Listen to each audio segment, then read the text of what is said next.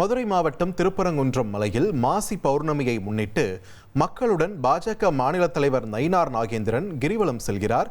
அந்த காட்சிகள் உங்கள் திரையில்.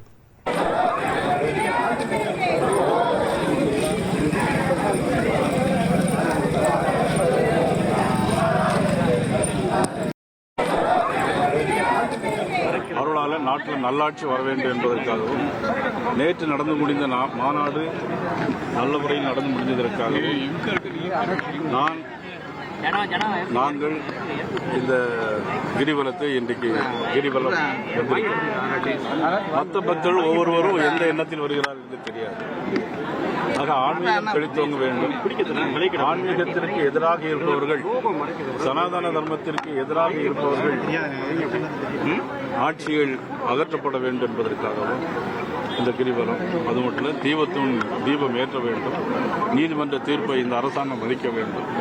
இந்த அரசாங்கத்தின் நிலைமைகள் மக்களுக்கு தெரிய வேண்டும் என்பதற்காக எழுச்சியா மக்கள் அரோகரா கோஷம் முழங்க வர்றாங்க. ஒரு பக்கம் வேலை கொண்டுட்டு வர்றாங்க, ஆட்டம் ஆடி சந்தோஷமா வர்றாங்க. இந்த பௌர்ணமி எதுவும் இந்த தருணம் நீங்களும் கலந்துருக்கீங்க.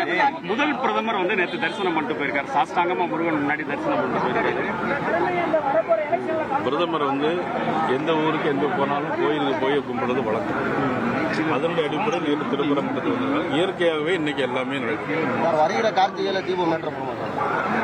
அதை நான் சொல்ல முடியாது.